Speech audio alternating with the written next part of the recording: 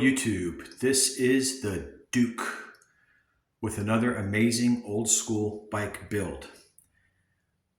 Tonight, the bike next to me is the 1983, possibly 84 MCS Magnum 34 Mini. No, it's not a 34-inch frame bike. It's 34 inches from dropout to dropout. And I'll explain a little bit of history about MCS. They go back a long time in Pompano Beach, Florida, and they're still in business today, cranking out very high quality components and even bike frames. And believe it or not, they still have a team that they sponsor of riders, and they're winning championships.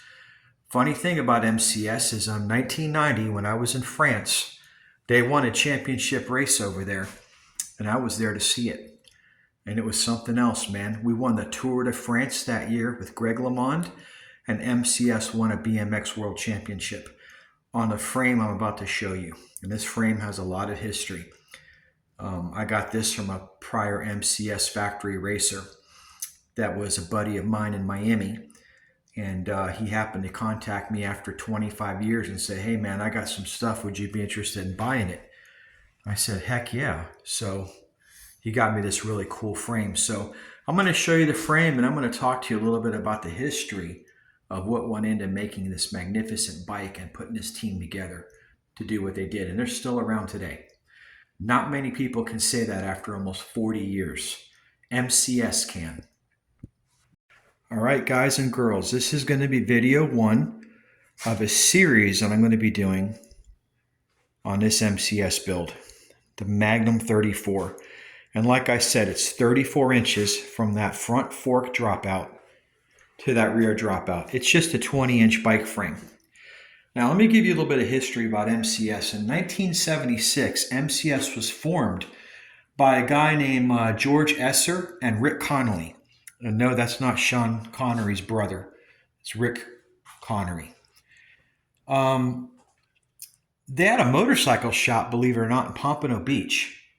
And they had developed the MCS Z1, the Magnum, which is this frame right here, the Spider, and of course their world famous 6-bolt stem. And take a look at that rear brake bridge. Doesn't that look like a Cook's Brother adjustable brake bridge? I'm going to show you that in a minute on the Cook bike I just finished. So they had such a demand back in this time because BMX was exploding that these guys were welding around the clock, night and day, both shifts, just welding out frames, trying to kick product out to meet the demand. Okay, look at these beautiful fork welds, just such a high quality frame. Okay, so I guess around 1981, George sold his interest in MCS to run the National Bike League, the NBL, to a guy named Ron Can. And Ron started hot plates. Believe it or not, hot plates was developed to go against Bob Harrow's market share in 09. Because those guys are making millions of dollars off number plates. I've got a couple 09s on my GT Santa Anas, my GT Pros. I don't have a Haro plate or a hot plate, but I can get one to show you guys. So yeah, they developed a second line of product called the hot plate. So then around 1984, Ron turns around and sells his share of MCS to Norm Livin and made freestyle frames. And Norm developed the MCS Styler. And we all know what an MCS styler is, okay? I like the way these rear dropouts have that little kink down in the bottom with the frame tubes. You can see the weld quality on these frames is top notch. These are very, very high quality frames. I mean, just look at these welds. Okay, so around this time, the MCS mini frame was developed, the Hurricane Junior, from 1985 to 1987. I was told this was an 84. This was a prototype frame, not the 85, but this is the mini. Okay. They put a bike team together at this time, and they called the Magnum Force, and they had 500 members. These people raced internationally. Okay. Now, in 1988, the bike brand was once again sold to a guy named Hertz, and he developed the Eagle Snacks team with a guy named Terry T. Tennant, Todd Lyons, Ron Walker, a guy named Owens, Hudson, and Gant. In 1990, the MCS Euro team won the World Championship in France on the Magnum 24-inch frame.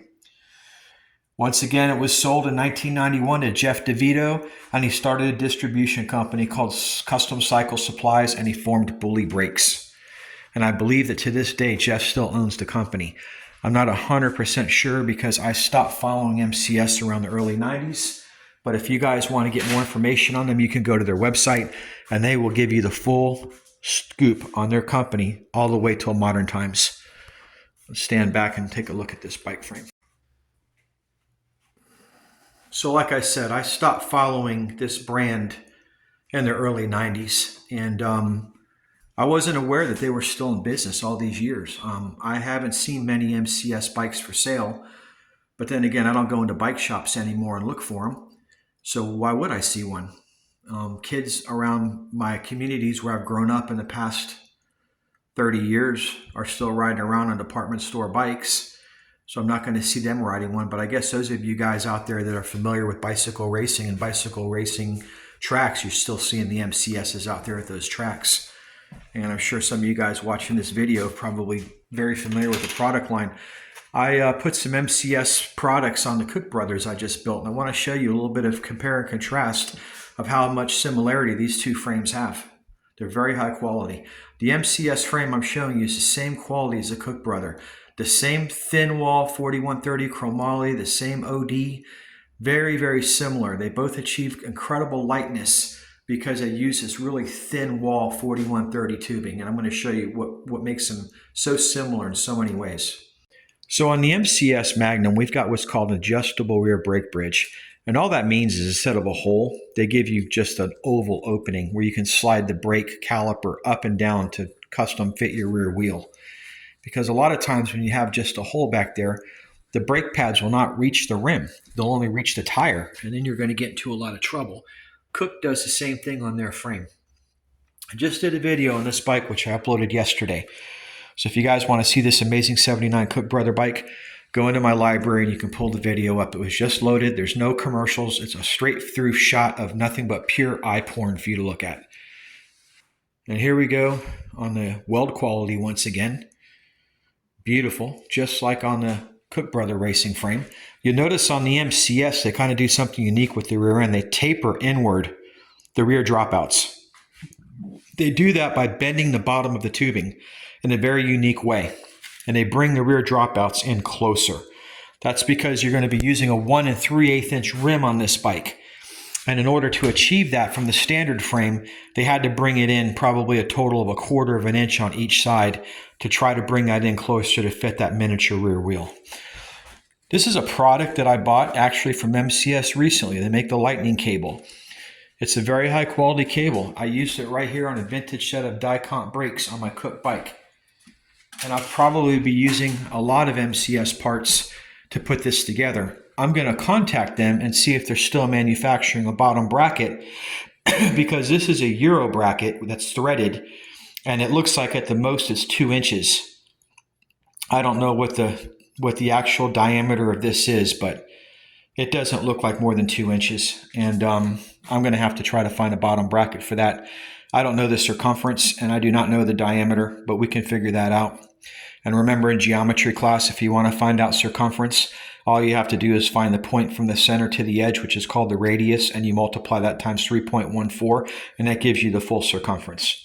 That's one thing I remember from teaching my middle school kids when I was a math teacher. It's about the only thing I remember, that and Pythagoras. So these are the very unique front forks that are flared like bell-bottom jeans. They're actually called the bell-bottom forks. No other company makes them like this. They got this really unique flare at the bottom and they're oval. So look at that. Really unique fork blade. Very intuitive. All right. And as I said before, this is just a mock-up. I'm going to try to find the MCS stem for this. This is just a C-post clamp I had laying around. I'll probably repurpose on this bike. I'm not going to go crazy with the cost of putting this bike together. I am going to use these Race Ink bars that I have sitting here collecting dust, and I've got some seat post clamps, but I think I'll stick with that red one. And I'm going to have to find some rims for this because the only set of 1 3/8 I have are these Yukai speed lines on my Mongoose, and I'm sure as hell not pulling those off to put on this bike. So I'm going to have to hunt some parts down, and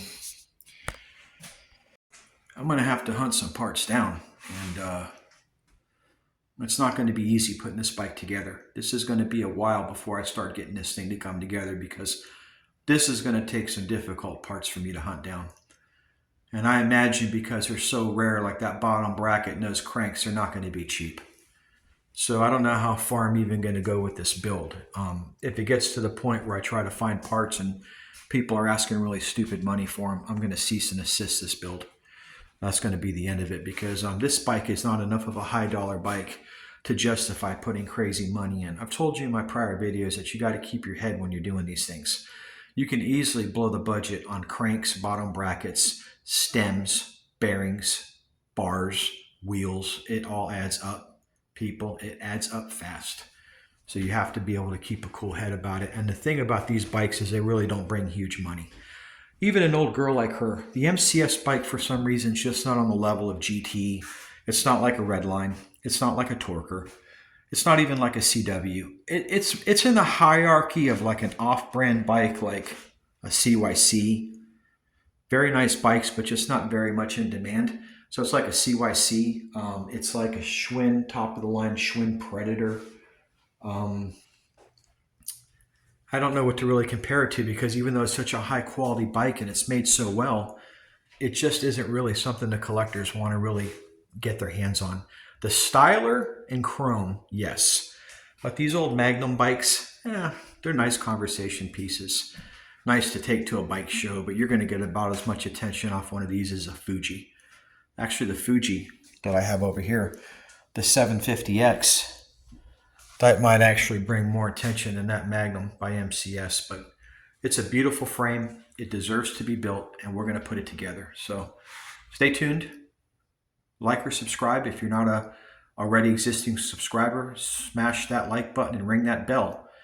And tune into Duke Mitchell's BMX show, because I'm going to bring you very unique 70s and 80s BMX bikes like this MCS Magnum Mini that you will never see anywhere else. I doubt you're going to find anybody out there who even has this bike. MCS Stylers, oh, I gotta sit down. MCS Stylers are a dime a dozen. You'll find plenty of those, but you're not going to find a whole lot of people who are going to put together a Magnum 34 Mini.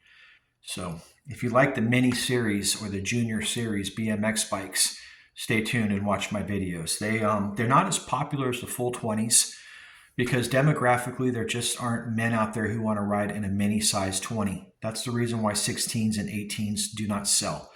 I don't care who makes a 16 or an 18. It can be Hutch. Nobody wants them. 20 inches as low as a full-grown male is going to stroke a big check for. If anything, he wants a 24, 26, or 29. But the truth is, the big money bikes, unless you got a Cos Cruiser or a Cook Brother 24 or a Cook Brother mountain bike, there's no real big money in the cruiser class BMX bikes. Most of the money is in the 20-inch. And it's strange because you really can't ride them. But that is the original bike and bike frame configuration that we all grew up on. And if somebody wants to put that in their collection, that is what they're going to buy. It's not going to be a cruiser class, and it's not going to be a mini. So I'm telling you right now, if you want to build one of these, do not go crazy with the price, because you're not going to get it back. I picked up that frame and fork for about $250.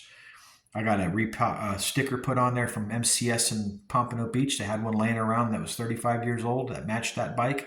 After I stripped it down and cleaned it with 000 steel wool and Blue Magic and made it look brand new, I re-decaled it with the original decals. They don't make repops for this bike. Nobody bothers making them. But, it's not an expensive build at all. But it's going to be a nice bike when I'm done with it. And you know what? I might just go ahead and, when all's said and done, I might just take this one and a couple others in my collection and put them up for sale. Because I'm getting to a point right now where I have to thin the herd. And I noticed some guys out there are dumping some bikes in their collection. I think the economy is really starting to take a downturn. That COVID boom is completely gone now. You're not going to get the stupid money you got for your bikes and bike parts up until about a year ago. You could forget it, folks. That Trickstar that you had, that like I had, that could have sold for 65 or 7,000, you're back down to $5,000 if you're lucky. It's just not going to be where it was. The economy is not doing very well right now for some people. You've got a separation of classes. You've got wealthy people who are getting richer every day, but the poor people are getting poorer. And the guy stuck in the middle, he's going to end up gravitating to the guy with no money, because with inflation, I mean, gasoline's still at $3.20 a gallon. Even though the cost of crude is at $50 a barrel, it just doesn't seem to give us any relief at the gas pump. Food prices, egg, milk, butter, pack of butter, $6 for 4 sticks of butter, $3 for a loaf of bread. Ground chuck is $9. If you get it on sale, maybe $6. Steaks, 15, $20 a pound. Shit, you go out to eat, I burn through $100 bills going out to dinner like freaking 20s. They don't even go anywhere anymore.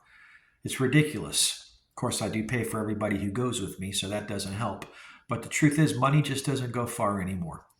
And now's a great opportunity if you guys got some money out there and you want to make some investments, start buying these things up, because I think they're at the lowest point now that you're ever going to see them. I think when things turn around, and they will eventually, that you're going to see the prices go back up on them. But in the meantime, there's a lot of neat stuff out there for what this stuff should be selling for.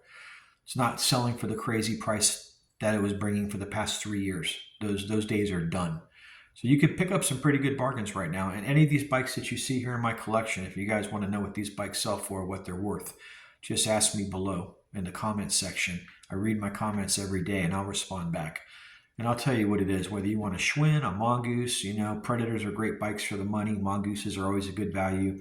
CYCs are like Mongooses, are a good value. Fujis are kind of an off-brand, but they've got a following of people who like them.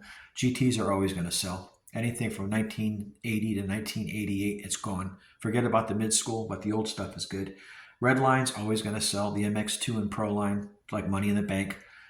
Torker, always going to sell. CW, Hutch, all these things that I'm talking about here, they're going to always hold their value. Even when we're gone and Generation X has gone the way of the dodo, I imagine the millennials and the Gen Zers are going to probably want to pick these bikes up for just historical reasons. Probably have them because they're like, that was something my dad had and I wanted in my collection. So, all right, guys, that's it for now. I'm going to do video 2 as soon as I have some parts put on this bike. And then we'll pick it up from there. The next video I'm going to do is going to be on the 1983 GT Pro. It's a Santa Ana. It's a beautiful bike. I'm just waiting for the pads to come in and a couple of adjustments. And by the end of the week, I should have that video on here. And I'll do a comparison with my other 2 GT Santa Ana Pros. Like I said, I've got an 84 and I've got an 83 and this 81. So we'll do a side-by-side triple comparison on them like I did with the Mongooses. In the meantime, that's going to be it. Don't forget to stay rad. This is the Duke. Later.